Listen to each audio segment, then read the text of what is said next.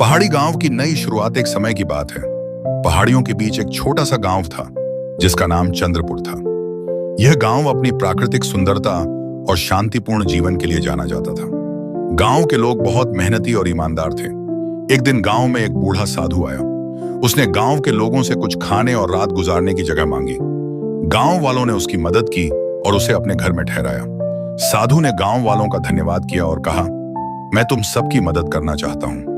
गांव वालों ने साधु से पूछा कि वे कैसे उनकी मदद कर सकते हैं। साधु ने कहा, मैं तुम्हें एक जादुई बीज देता हूं। इसे गांव के बीचों बीच पीपल के पेड़ के पास बो दो। इससे तुम्हारे गांव में सुख और समृद्धि आएगी। गांव वालों ने साधु की बात मानी और जादुई बीज बो दिया। कुछ दिनों बाद वहां एक सुंदर फूल खिला। उसके साथ ही गांव में चमत्कारिक परिवर्तन होने लगा। फसलों की पैदावार बढ़ गई, पानी की कमी खत्म हो गई और गांव के लोग खुशहाल हो गए। गांव में एक समय ऐसा भी आया जब एक भयंकर तूफान आया। गांव के लोग डर गए और उन्हें लगा कि अब सब कुछ खत्म हो जाएगा। लेकिन जादुई फूल ने अपनी शक्ति से तूफान को रोक दिया और गांव को बचा लिया।